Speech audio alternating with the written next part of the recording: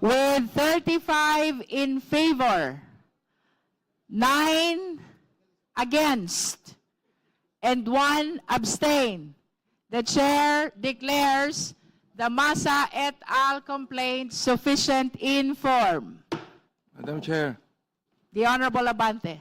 it is very clear that there is insufficiency in form. Very clear po yan. And I'm so glad for the rest of those, my colleagues, that supported my objection. And therefore, realizing that this is actually an exercise in futility and a waste of the people's money, I therefore would like to walk out of this hearing right now. The manifestation is noted. We have concluded the determination in form of both the Jesus complaint and Masa et al. Complaint. If there are any other matters the member wish to discuss before we suspend? Thank you, Representative Nisay. Now we proceed to the endorsement of the impeachment complaint filed by Lisa Maza, Teodoro Casino, Renato Reyes Jr., Attorney Neri Colmenares, and 32 other complainants. For this purpose, the Chair recognizes the Honorable Representative from ACT Teachers Party List, Representative Antonio L. Tino, and/or the Honorable Representative from Gabriela Women's Party List, Representative Sara I. Elago, and/or from Kabataan Party List, Honorable Representative Rene Luis M. Co. You are recognized. Maraming salamat, Madam Chair. Pagtataksil sa tiwalang ipinagkaloob ng mamamayan, betrayal of public trust, yan ang ginawa ni Pangulong Ferdinand Bongbong Marcos Jr. at ito ang dahilan kung bakit dapat siyang ma-impeach.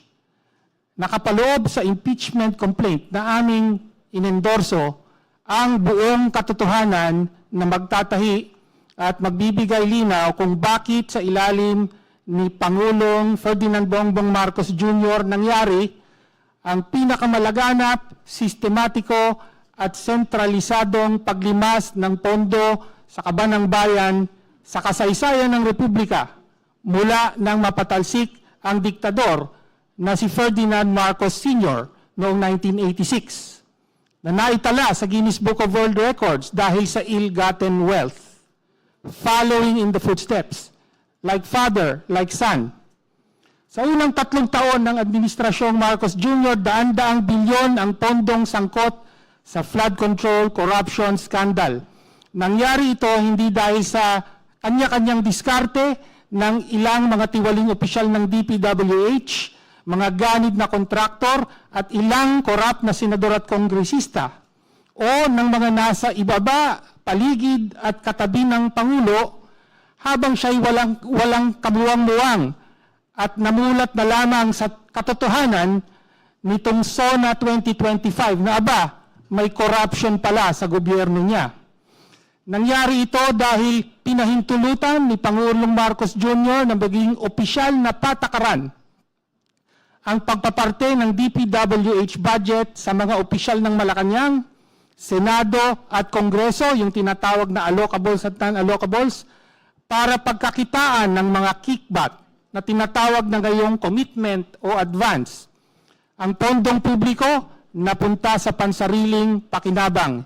Yan ang unang pagtataksil ni Pangulong Marcos Jr. sa tiwala ng bayan. Hindi pa nabusog sa pondo ng DPWH, kaya nangyari sa ilalim ni Pangulong Marcos ang walang kapantay sa kasaysayan na paglobo ng unprogrammed appropriations. Ayon sa batas, tanging ang Pangulo ang may kapangyarihang mag-approve sa paggamit at pag-release ng pondo mula sa unprogrammed appropriations. Ginamit niya ang kanyang discretion para aprubahan ang 213 billion na dagdag na proyekto ng DPWH kasama ang 111 billion para sa flood control na pawang napunta sa korupsyon.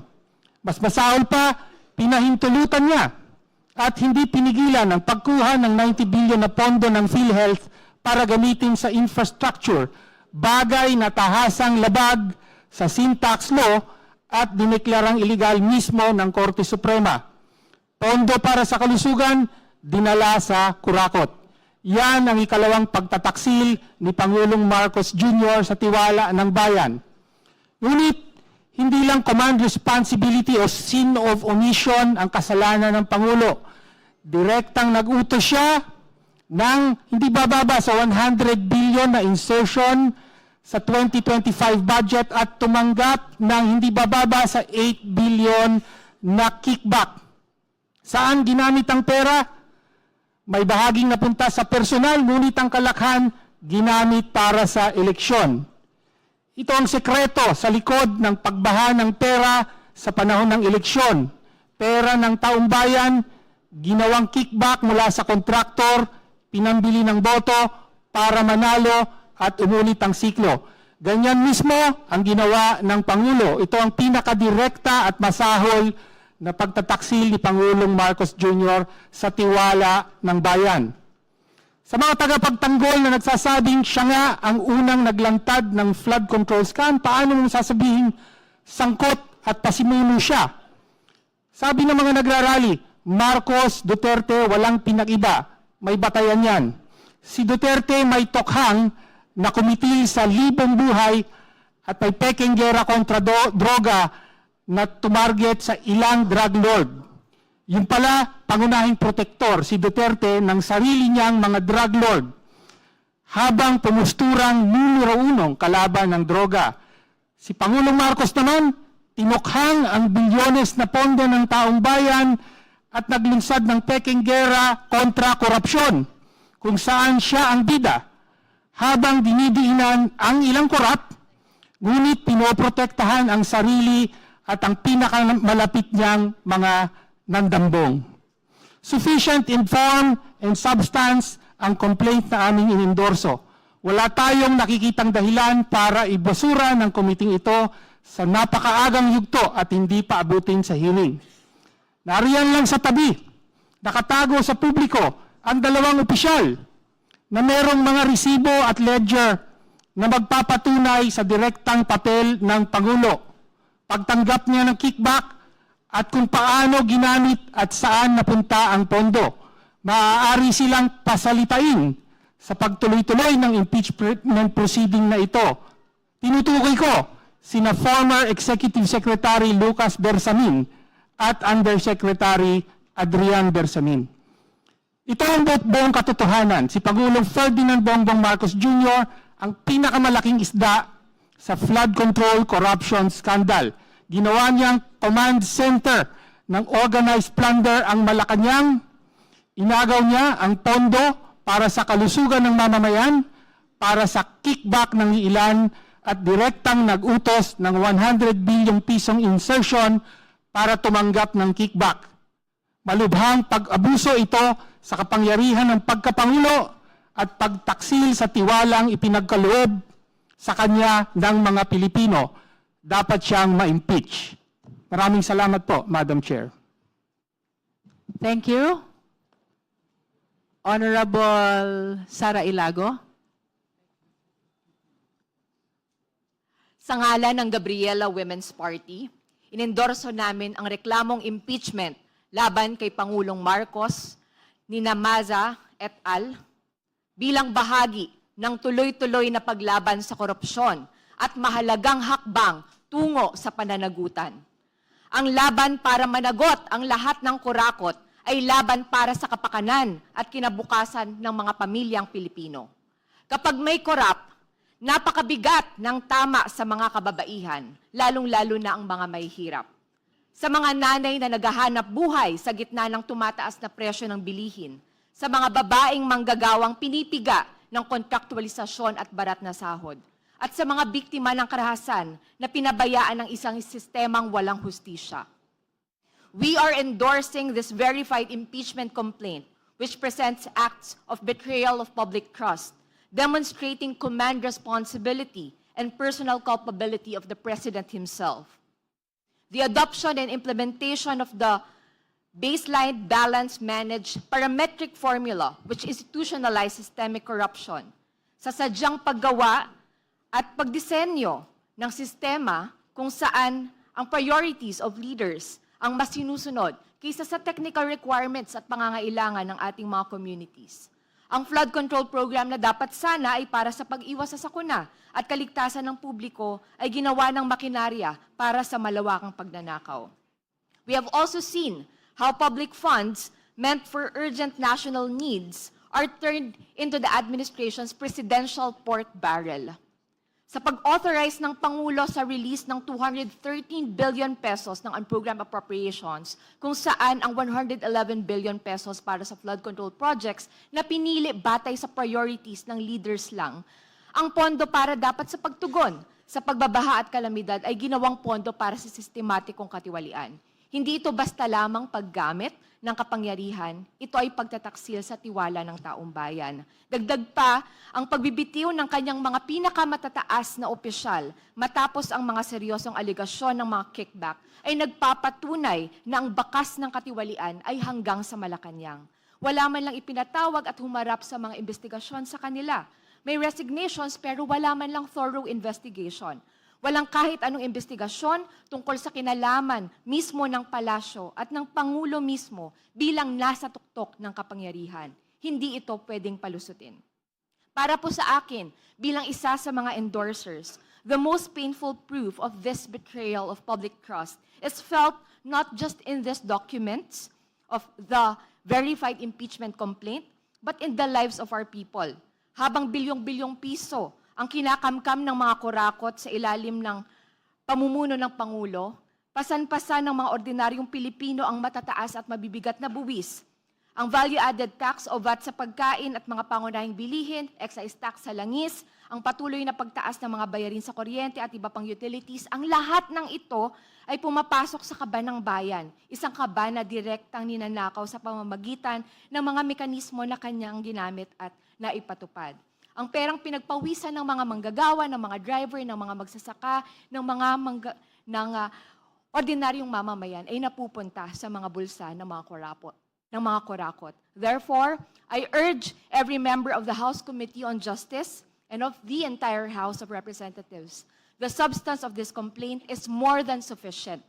Makatwiran at makatarungan ang impeachment complaint na ito. Huwag nating ipagkait sa taong bayan ang karapatan sa katotohanan. Huwag nating ipagkait sa taong bayan ang karapatan sa pananagutan. Maraming salamat.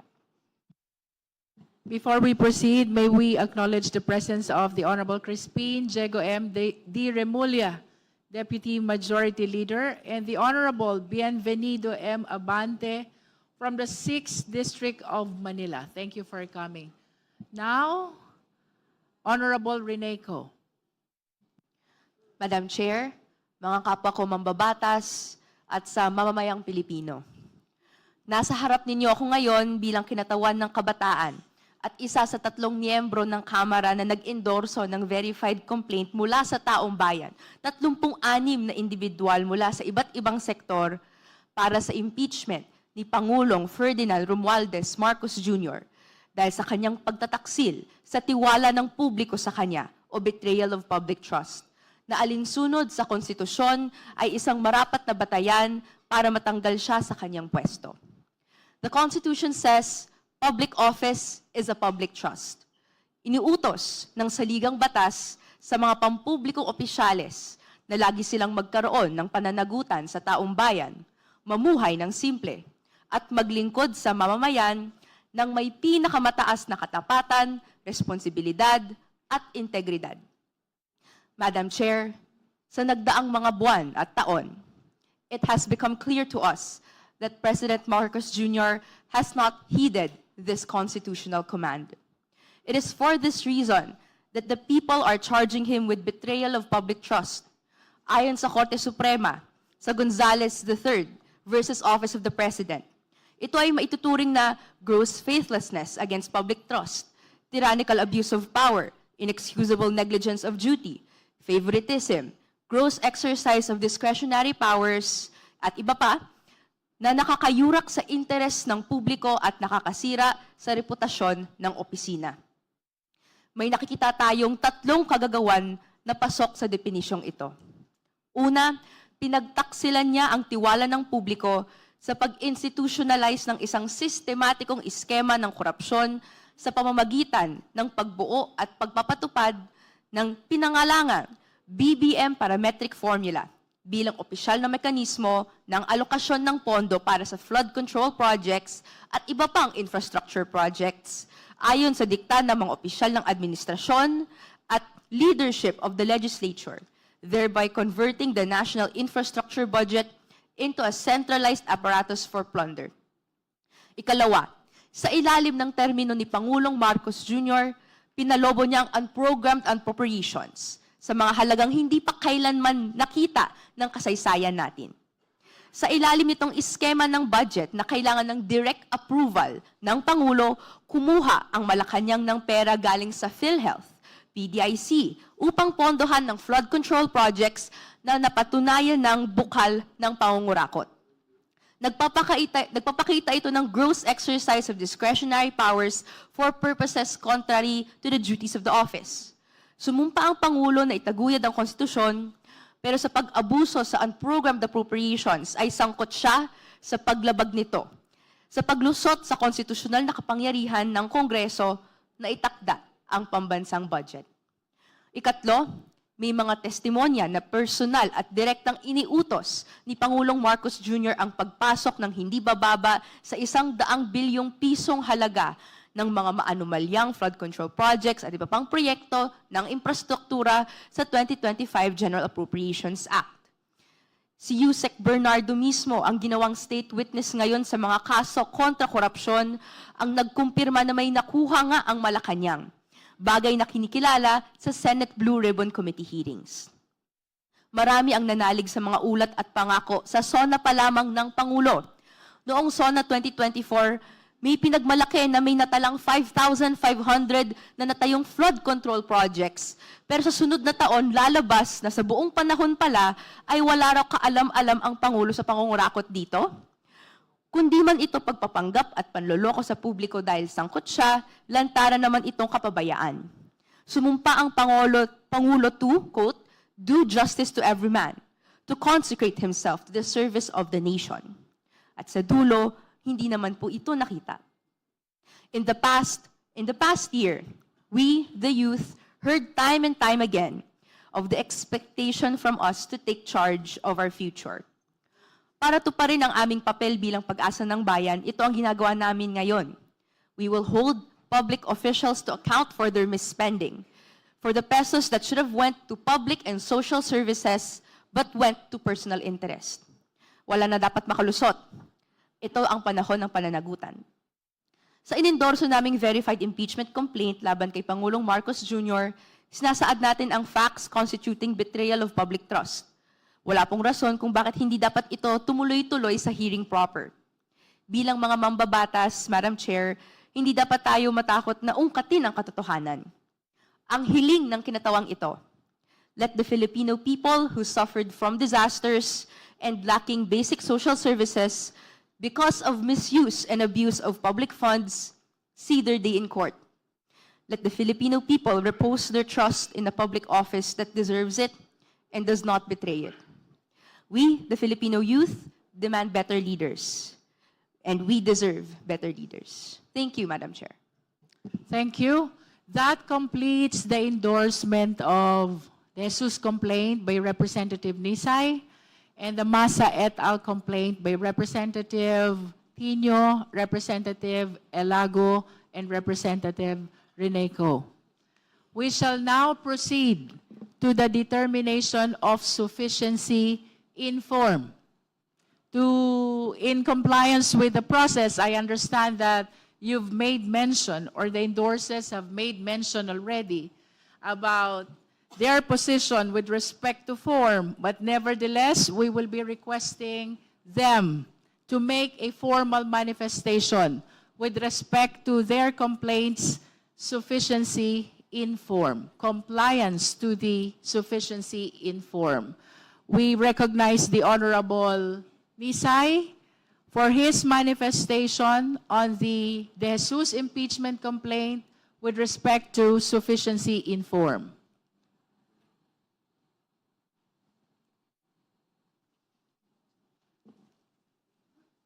Madam Chair, regarding po sa sufficiency in form, lahat po ng aking nabanggit ay malinaw na ginawa po natin kasama ang complainant para po matuloy ang impeachment complaint ng atin pong private citizen na si Attorney Andre De Jesus.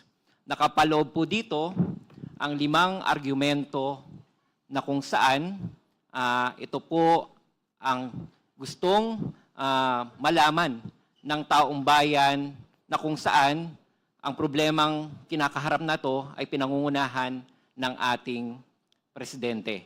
At sa limang arguments po, nakapaloob dito ang tatlong grounds, kasama ang graft and corruption, pag-benefit mula sa mga kickbacks na nakalink sa mga budget insertions at ghost projects, ang pagbuo ng ICI o Independent Commission for Infrastructure upang magamit na depensa sa mga political allies na sangkot sa mga anomalyang flood control projects. Pangalawa, ang culpable violation of the Constitution, ang pagpayag na isurrender ang dating Pangulong Rodrigo Duterte sa ICC o International Criminal Court na walang due process sa ating sariling bansa. At ang pangatlo, ang betrayal of public trust, ang hindi pagbito sa mga unprogrammed appropriations at special provisions nito sa ating mga national budget. Ang di umanong paggamit ng droga ng Pangulo at unfitness upang mamuno, kasama rin po dito.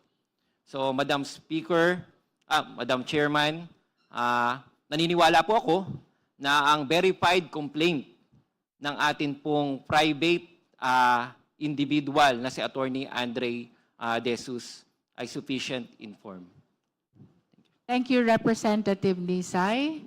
For the guidance of the committee members, I wish to add that apart from the verification and as part of the formal requirements of the impeachment complaint, we have to check if it is signed by the complainant, if it is duly verified, if the verification is correct, which means it has to be based on personal knowledge or authentic records.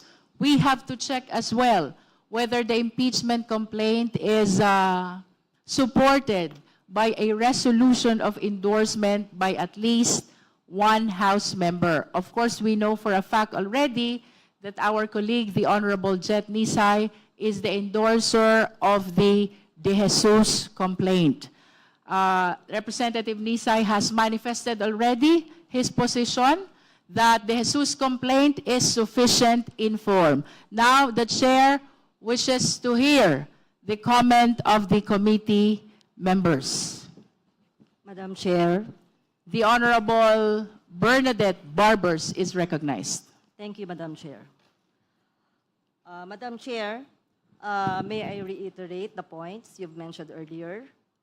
Under Article 11, Section 3, Paragraph 2 of the 1987 Constitution, a verified complaint for impeachment may be filed by any member of the House of Representatives or by any citizen upon a resolution of endorsement by any member thereof.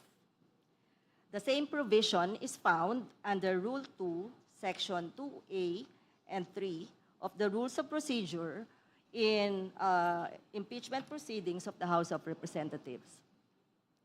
The complaint was filed by Attorney Andre R. De Jesus, a citizen of the Philippines, is indicated in the verification. Thus, complies with the provisions of the Constitution and the House rules. May I also submit, Madam Chair, that the respondent is one of the impeachable officers enumerated under Section 2, Rule 11 of the 1987 Constitution. It states that the President, the Vice President, the members of the Supreme Court, the members of the Constitutional Commissions, and the Ombudsman may be removed from the office through impeachment. As earlier mentioned by the chairperson, impeachable officers are very specific and exclusive list of high-ranking officials. The respondent in this instant impeachment complaint is President Ferdinand R. Marcos Jr. Thank you, Madam Chair. Thank you, Honorable Barbers.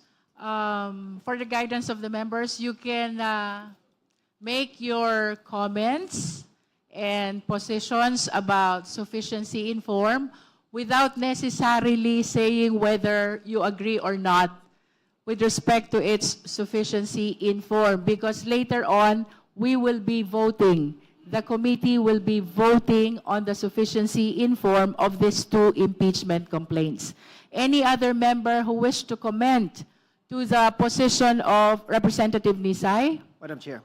The Honorable Vice Chair Keith Flores is recognized. Madam Chair, the impeachment complaint filed by Attorney Andre De Jesus contains a verification page, Madam Chair, and states that he has read the complaint and have understood the contents thereof, and that the verified complaint are true and correct based on his personal knowledge and based on authentic documents. The same is likewise signed, Madam Chair. Likewise, the complaint is with the resolution of endorsement signed by Representative Journey Jet Nisay, who is a member of the House of Representatives and is a Deputy Minority Leader, a representative of the Pusong Pinoy Party List. The same was subscribed before the Secretary General, Attorney Chaloy Garafil, Madam Chair. Thank you, Vice Chair Keith Flores. Any other comment from the members? Just to add. May we know if the members were given copy? Because I understand that since last week, the Committee on Justice already forwarded the notice for today's hearing coupled with the copy of these two complaints, the Jesus complaint and the Masa et al. Complaint. If the members have no copy right now, kindly approach the committee secretariat so you can join the discussion as to the formalities necessary for the filing of this impeachment complaint. The Honorable Laila De Lima is recognized. Thank you, Madam Chair. Just to add to the statements earlier, we should remember that this stage is merely a technical review. That is correct. Technical and ministerial review, That is akin to determination of jurisdictional facts. So the complaint may be weak in substance and may contain exaggerated rhetoric, but it is not necessarily insufficient in form if it meets those requirements already mentioned, especially in writing, verified, accompanied by a resolution of endorsement, and that the identity of the impeachable officer is readily identifiable.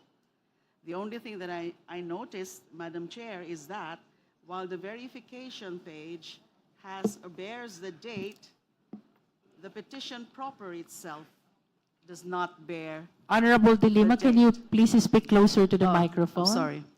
The only thing that I notice is that while the verification itself bears the date of the verification, which is January 19, 2026, the body itself of the petition, the main petition after the prayer, does not bear the date.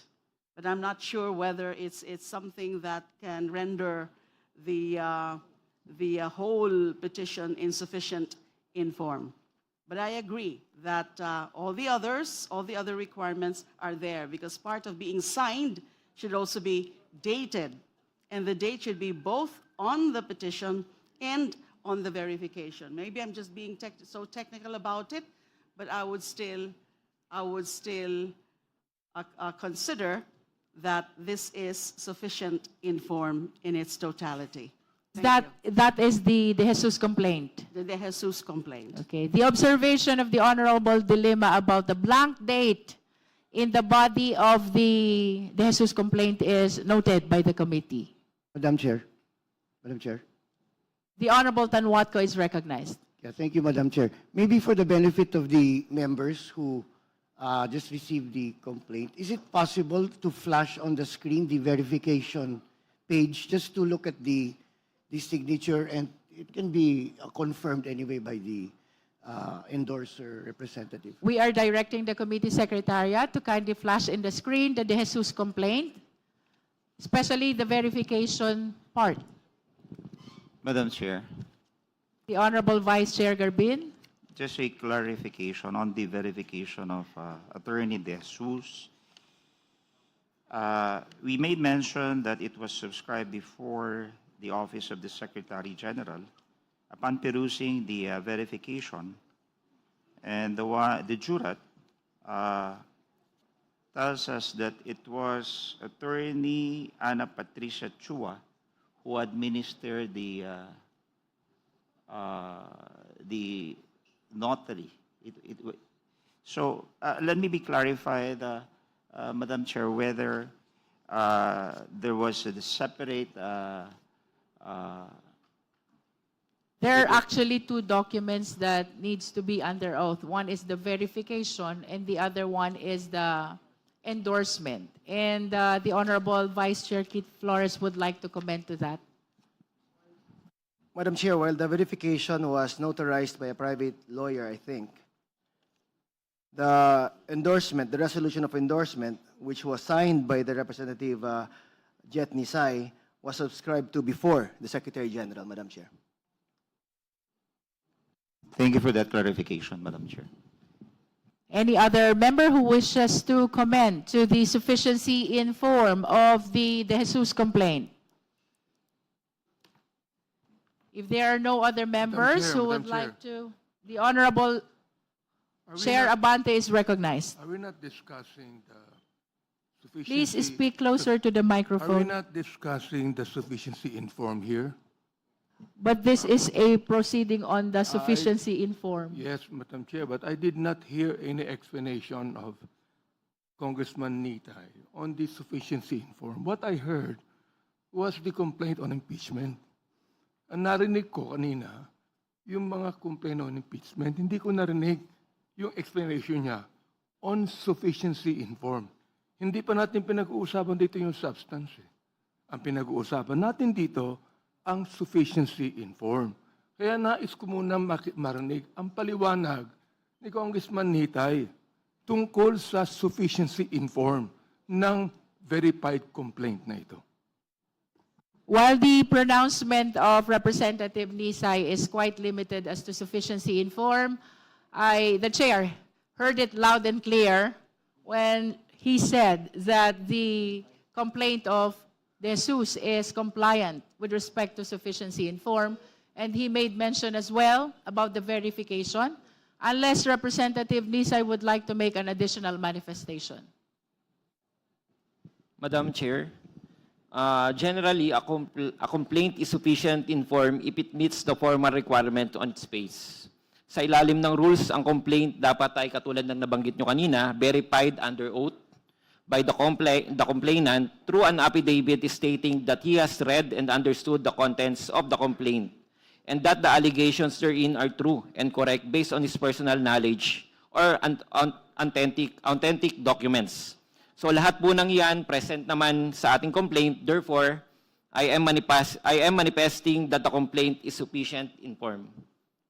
Thank you, Madam Chair. Bishop, I hope that satisfies the Honorable Abante. Any other member who wishes to comment on the sufficiency in form? Because otherwise, we will be proceeding to the determination of sufficiency in form of the second complaint. That is the Masa et al. Complaint. Madam Chair, The Honorable Congressman Ridon is recognized. I just wanted to be very clear on the topics of personal knowledge and authentic records, because for the record, I understand that in previous impeachment cases, the question of personal knowledge and or authentic records is the crux on the sufficiency in form question. So I just wanted to know from the endorser whether or not the complaint is based first on personal knowledge or actually authentic records. Madam Chair. The chair wishes to remind the committee members that our determination of form and substance should be confined in the impeachment complaint itself as to whether or not it is indeed based on personal knowledge or authentic records. We will be proceeding to that on the proper time. But for the purpose of determination of sufficiency in form, what we're looking at right now is whether the verification is properly written, which means it has to include personal knowledge and authentic records. I submit, Madam Chair. May we flash on the screen for the benefit of those who wish to see the impeachment complaint. This is the verification part. Can you please zoom?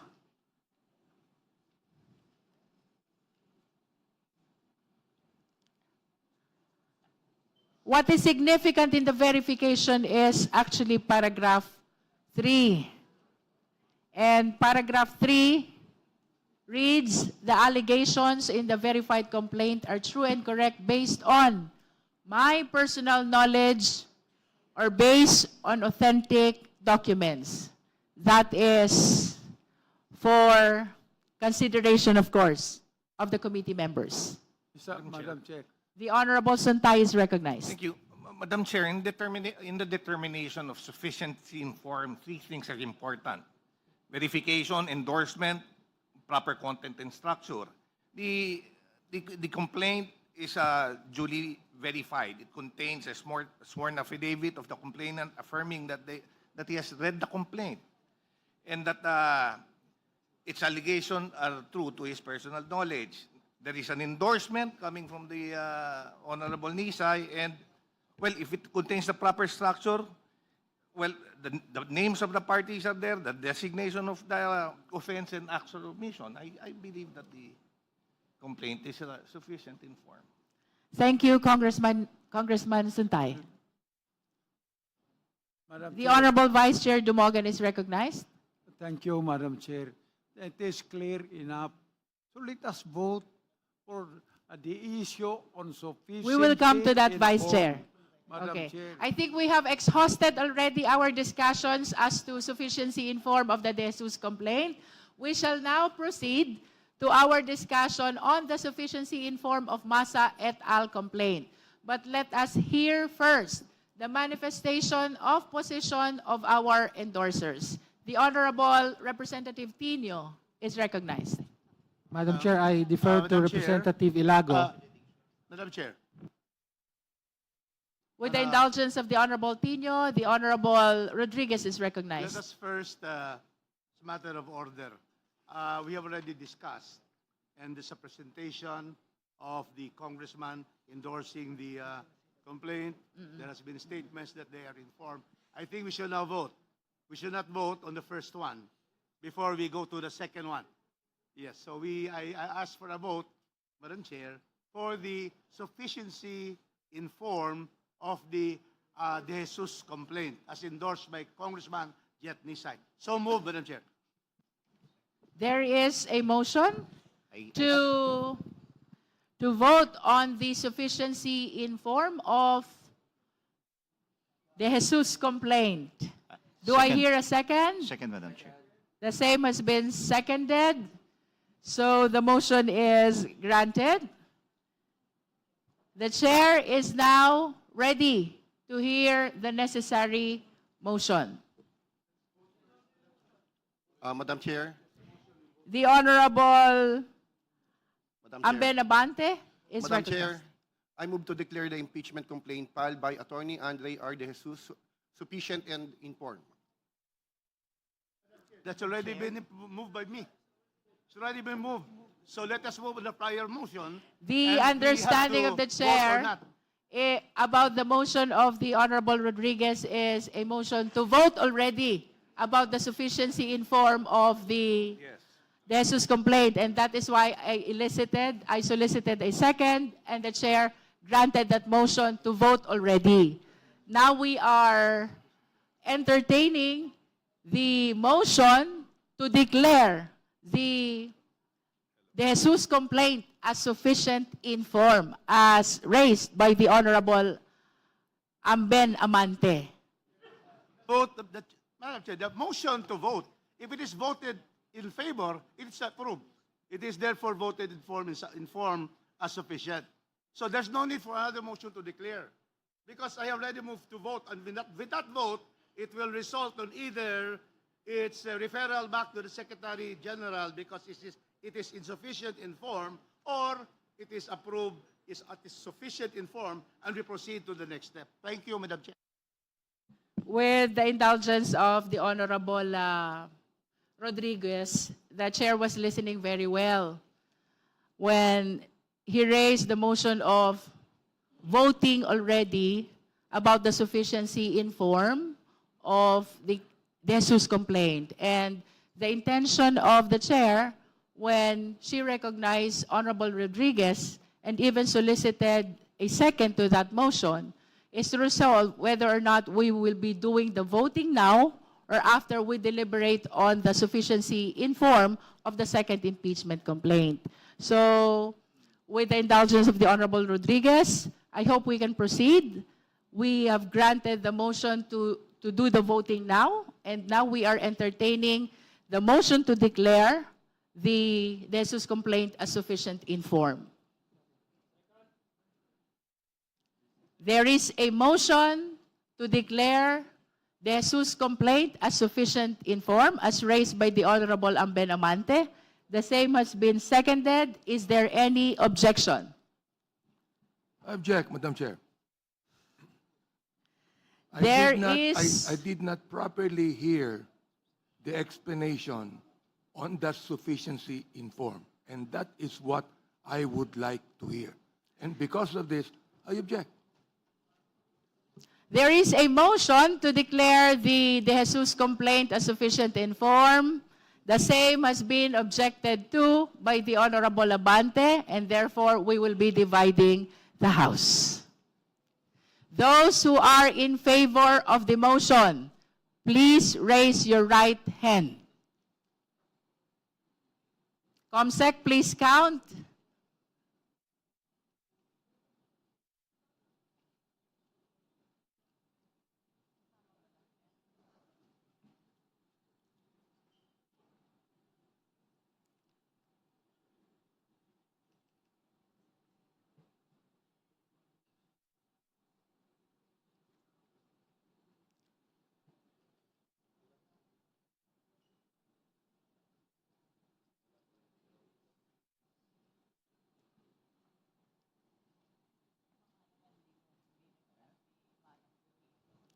All right, did we get the number?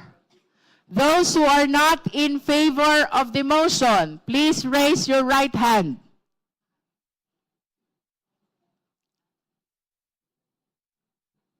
Those who abstain, please raise your right hand.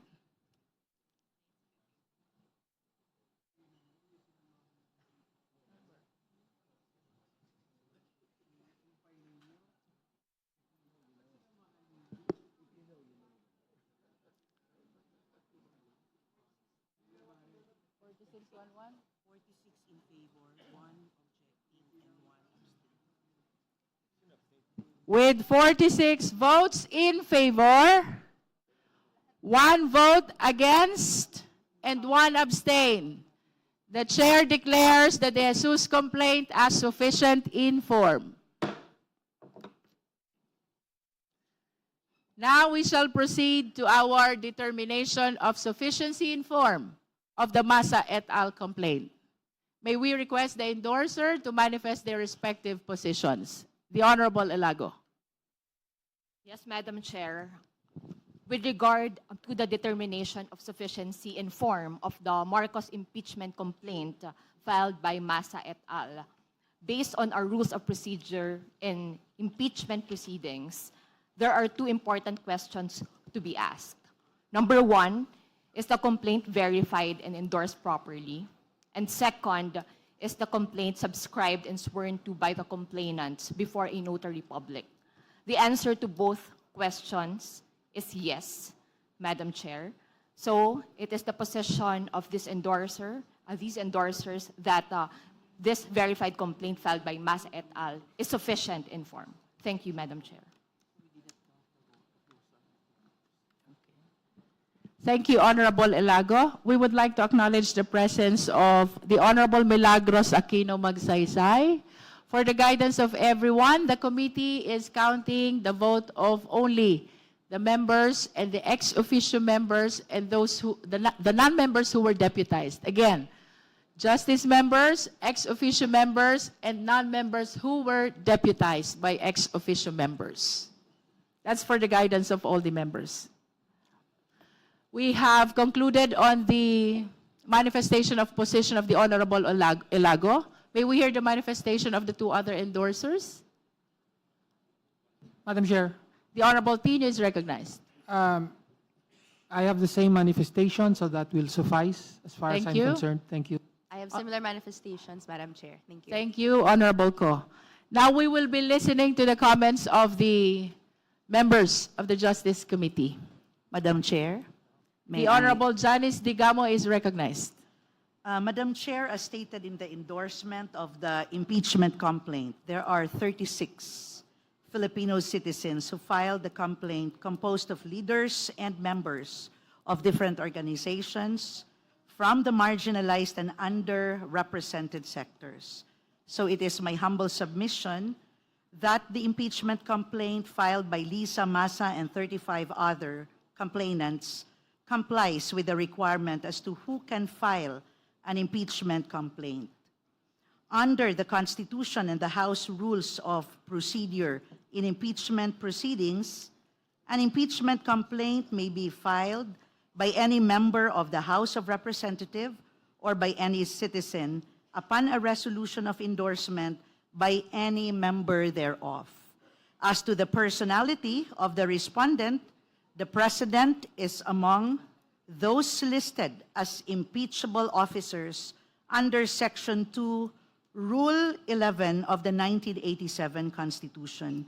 It states that the President, the Vice President, the members of the Supreme Court, the members of the Constitutional Commissions, and the Ombudsman may be removed from office on impeachment. This constitutional provision is reiterated under Section 1, Rule 1 of the Rules of Procedure in impeachment proceedings by the House of Representatives. Thank you, Madam Chair. Thank you. May we hear from any other member? Madam Chair. The Honorable Po is recognized. Madam Chair, I want to bring up 2 points in terms of the form.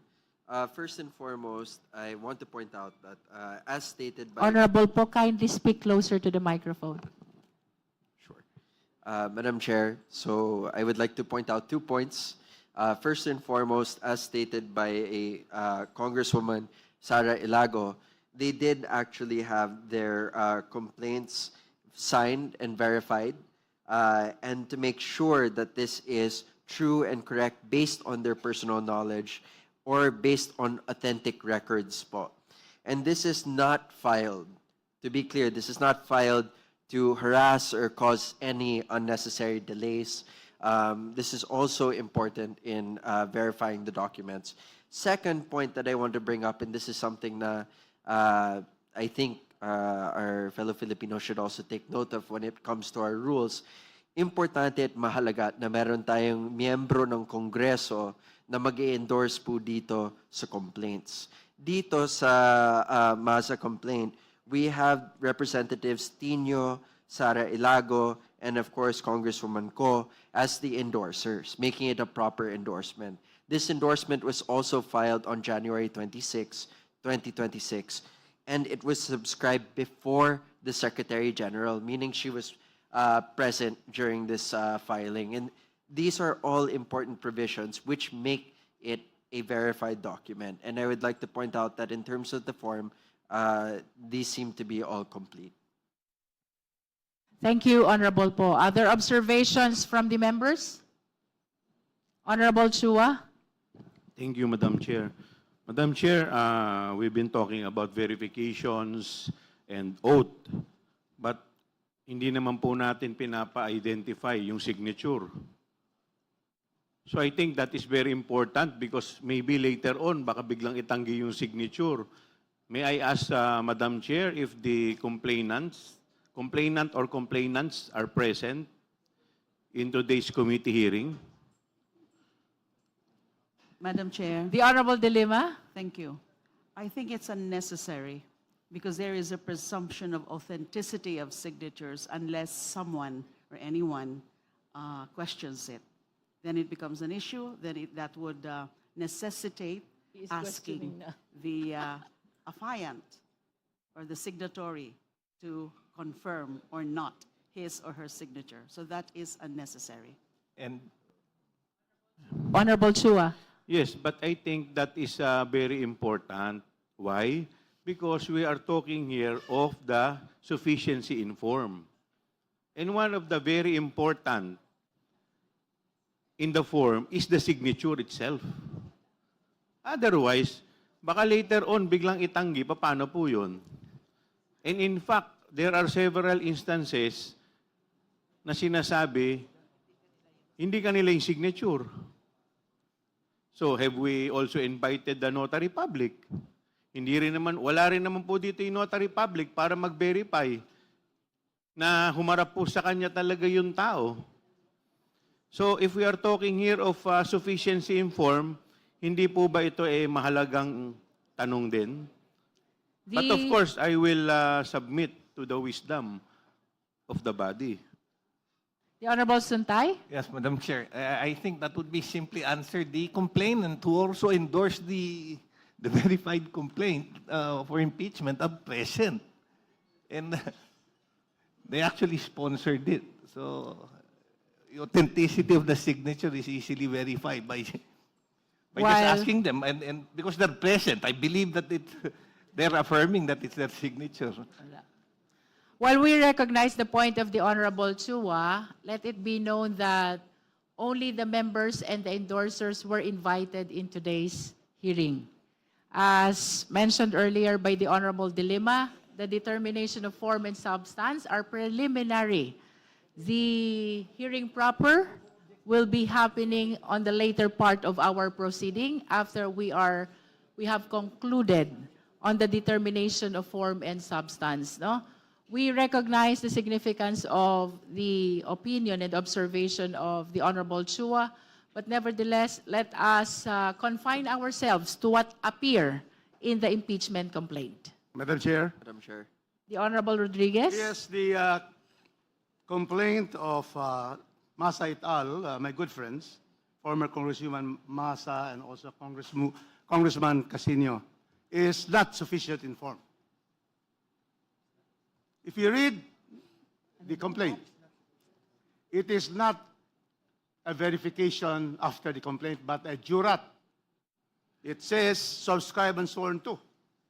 This is not the verification that is required under the Constitution, under our rules. Can you kindly take a look? Can you show there? Yeah. May the we end request of the complaint? Secretariat to flash It the is complaint? a jurat, subscribe and form. There's no statement here about a verified complaint. Madam Chair, the copy that I have... The and I Honorable guess- De Lima. Sorry. Thank you, Madam Chair. The copy that I have, and I guess the other members would have that, really contains a verification page. Kindly speak closer to the microphone. Yes.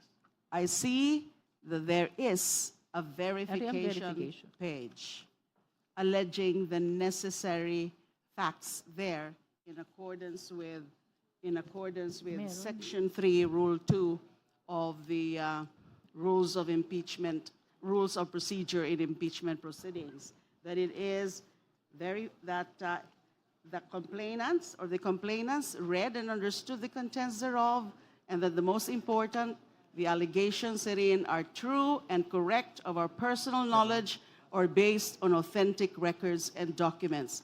that is the needed allegation or averment in a verification.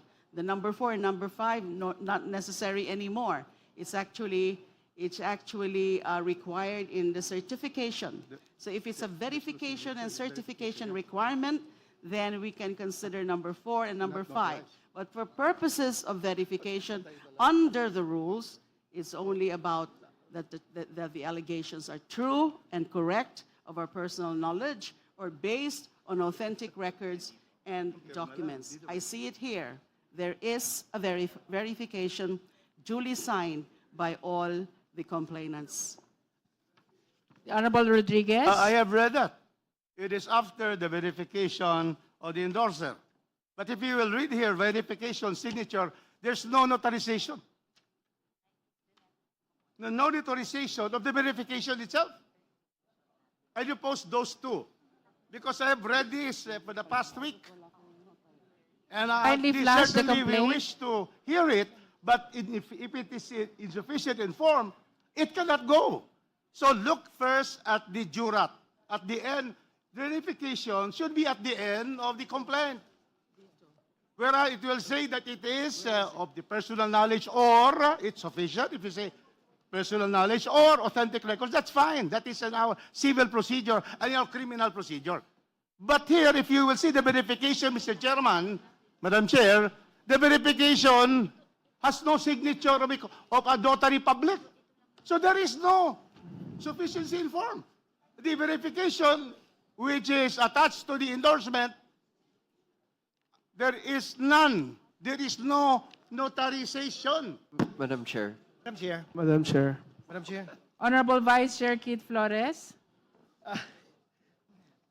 Is the copy of the Honorable Rufus Rodriguez, does it contain the last page, sir, where there is that page is attached? Secretary, kindly double Maybe check the copy. they failed to No, attach the copy. the notarization is on the jurat, on the last page. It's on the jurat, and the jurat is not a verification. And not on the actual verification itself. Madam Chair. Sir, it's not verification. If you look at the verification itself, which they attach after the verification of the 3, there is no notarization.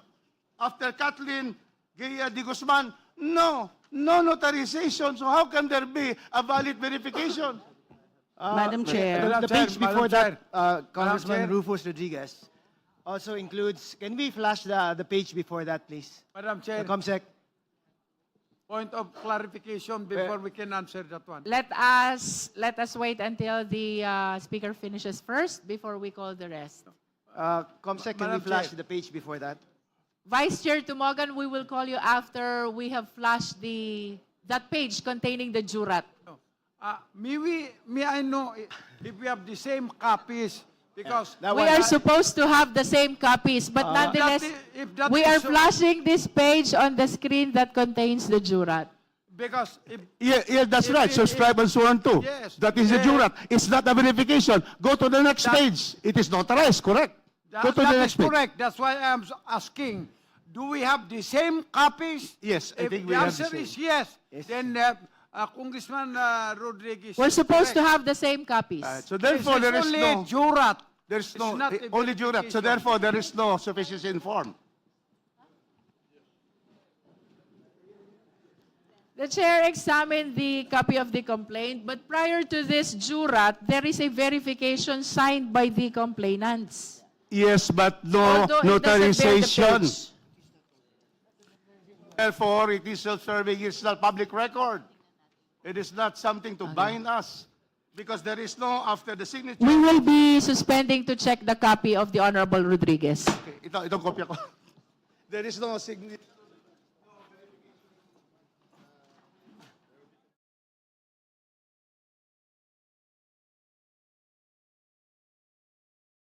We take note of the observation of the Honorable Rodriguez. Nonetheless, we have checked this copy. I believe this one is complete, no?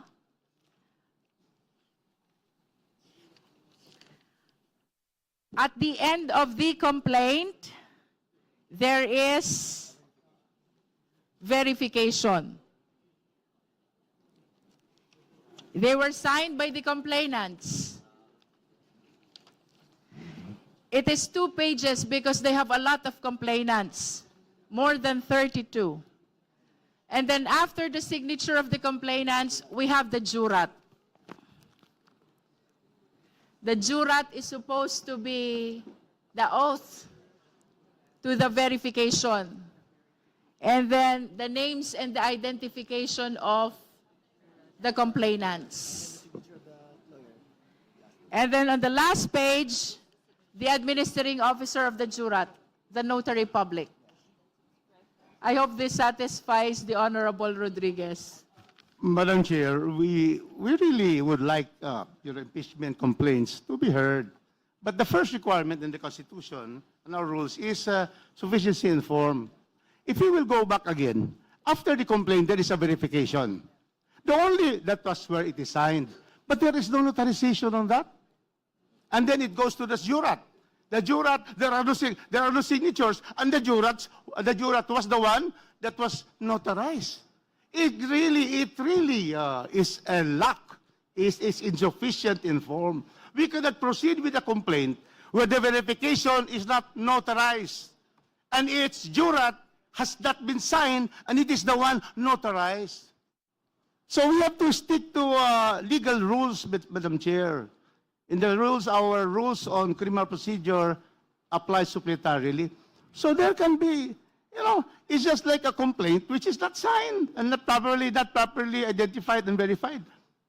So therefore, it's clear. If you flash again, I would like to have this flash, Madam Chair, so that everybody will know, including the public.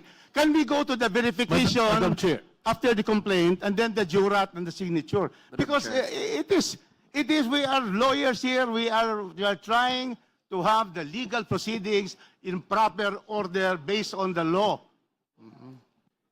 Madam Chair. The Honorable Arisa is recognized. Madam Chair, if you will look at the first complaint, it's the same thing. Correct. Yung verification po, hindi notarized. Yun lang pong jurat ang notarized. It's the same thing. It's not the same thing, Mr. Chair. It's the same thing. To answer, Madam Chair, it's not the same. It's the same thing. This is the copy. Yeah, it is verification and then the signature of the notary public. You see? It is different. No, there's no notary public. In my copy, there's no notary. It is Ana, Patricia, Ana, is as in Veloso, Ana, Patricia, Chua. Yes, It's page 13 and 14. Page 14. Yes. No. Okay, can we check Point of order, Madam Chair. Point of order. to satisfy the needed comparison between the first and the second impeachment complaint, can we flash again the verification Chair. of the De Jesus complaint? Madam Chair, Please point wait of for your order. turn as we call one after the other all the members of the House who wishes to make Yun. their manifestation. Madam Chair, point of order. Point of order muna ako. The Honorable Abante is recognized. These people are arguing without even addressing the chairman. My goodness, pare-pareho naman tayo legislator dito. Alam na natin ang utos dito eh. Address the chairman first before you ever argue with one another. Madam Chair, this representation apologizes to the Honorable Chair because sometimes we cut in because in answer, but Chairman Abante is right, and we should always address, before addressing the committee, the permission of the Chair. Thank you very much, Madam Chair. Thank you. The Chair is in possession of the complaint of De Jesus, and my observation is it is the same as the complaint of Masa et al. There is verification signed by the complainant. It is followed by the jurat, subscribed and sworn to, and then signed by the notary public. Then let me go back to Masa et al. There is a verification signed by the so many complainants. After the 2-page signature follows the jurat, subscribed and sworn to, and then at the end of all the names and identification cards, identification of the complainants is the signature of the notary public. Madam Chair, short manifestation, Madam Chair. The Honorable Vice Chair Garbin is recognized. I confirm your findings on the verification of the MASA complaint. The verification, as together with it, the jurat, would yield the same date, Madam Chair. It was verified and signed by the complainants January 22, 2026. The jurat also yield the same date, January 22, 2026, Madam Chair. I submit. Thank you. Well, everybody's observation are being noted by the committee. But anyway, we will be proceeding to vote later on. And just to conclude, the position of the endorsers as to the sufficiency in form. May we hear from the endorsers with regards to the comment of the Honorable Rufus Rodriguez? Madam Chair, we respectfully reiterate our manifestation earlier that our this verified complaint, which we have endorsed, complies in sufficiency in form. The matter of fact of the notarial seal being on a separate page is due to the volume of signatures of the complainants. There are 36, and they cannot fit in just one page. And nonetheless, it could be a matter of one could argue notice can be taken of the fact of complainants swearing to the notary of the items in the verification that was heavily covered by the media on that day. And you could also witness the notary also providing his notarial seal and his signature on all the documents provided. And with that, Madam Chair, we once again respectfully submit that this complaint is sufficient in form. Thank you. Madam Chair. Madam Chair. The Honorable Suntay. Madam Chair, I think the best evidence to show if it is sufficient in form or if the document is notarized is the document itself. Let us, maybe what should be presented is not the statement, but the document so that we could see. So we have flashed the actual complaint in the screen, and I believe that most of the members are equipped with copy of the same already. And we've made our comparison also between the De Jesus and the Masa et al. Complaint. It is observed that they are one and the same in as far as verification and jurat are concerned, no?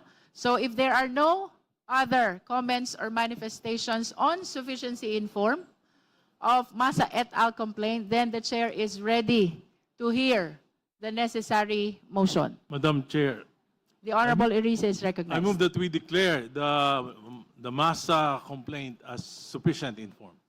So move. Do I hear a second? I'd like to object again, Madam Chair. Okay. There is a motion. I think, Madam Chair, Honorable Abante? I think I have definite reasons why I am objecting. Yes, please state your Number reason one, why you're number one. objecting. What Congressman Chua has raised a moment ago is important. Now, we are not talking about any fast rules here. Every member of this House has the right to question, whatever the question might be, Madam Chair. Therefore, the question of Congressman Chua should be tackled. Number two, I also object on the argument raised by Congressman Rodriguez. And number three, Madam Chair, nakita ko po dito, in-exhibit nila yung competent evidence of identity. Pero wala po dito yung documents if they are indeed taxpayers, Madam Chair. Sapagkat nakalagay sa endorsement, they should be taxpayers. Therefore, I question if all of these 36 complainants are actually taxpayers? Kung taxpayers yan, dapat mag-submit ng document yan dito na sila ay taxpayers. If indeed wala, therefore, insufficient ang form na pinapaliwanag dito. And therefore, Madam Chair, I object. We are noting the explanation of the Honorable Abante with regards to his objection. Nonetheless, we shall be proceeding to vote on the sufficiency in form of Masa et al. Complaint. There is a motion to declare Masa et al. Complaint Point of order, sufficient in Madam Chair. form. Point of order. The same has been objected to. Point of order. Those who are in favor, we shall now divide the House. The Honorable Ridon. Who has seconded the motion, Madam Chair? Who has seconded? It hasn't Who been seconded? seconded. It's Kong Noy Defensor. Because I heard a lot of second. Okay. So we shall now divide the House. Those who are in favor of the motion, please raise your right hand.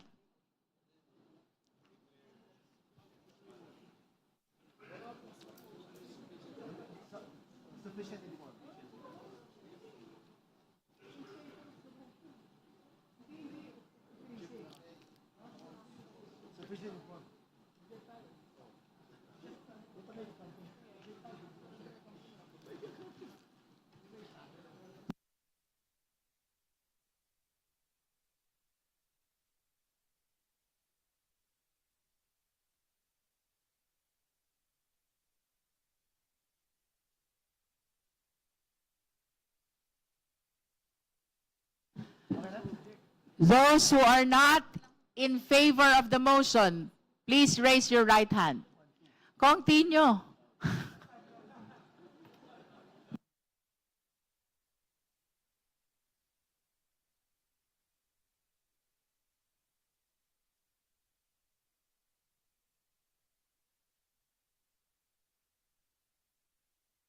Those who abstain, please raise your right hand.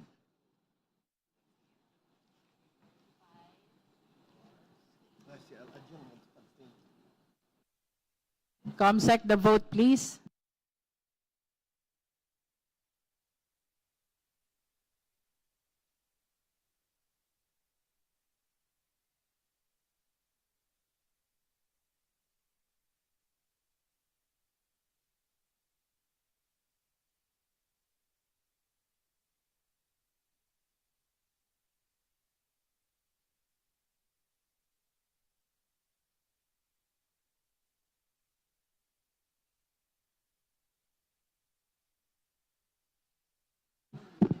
With 35 in favor, 9 against, and 1 abstain, the chair declares the Masa et al. Complaint sufficient in form. Madam Chair, The Honorable Abante. it is very clear that there is insufficiency in form. Very clear po yan. And I'm so glad for the rest of those, my colleagues, that supported my objection. And therefore, realizing that this is actually an exercise in futility and a waste of the people's money, I therefore would like to walk out of this hearing right now. The manifestation is noted. We have concluded the determination in form of both the Jesus complaint and Masa et al. Complaint. If there are any other matters the member wish to discuss before we suspend? No other matters? There being no other matters to discuss, the meeting is suspended until 10 a.m. tomorrow, February 3, 2026. The members present today are considered informed in open hearing of the meeting tomorrow. In accordance with the rules, the committee will determine the sufficiency in substance of the impeachment complaints tomorrow. Meeting is suspended.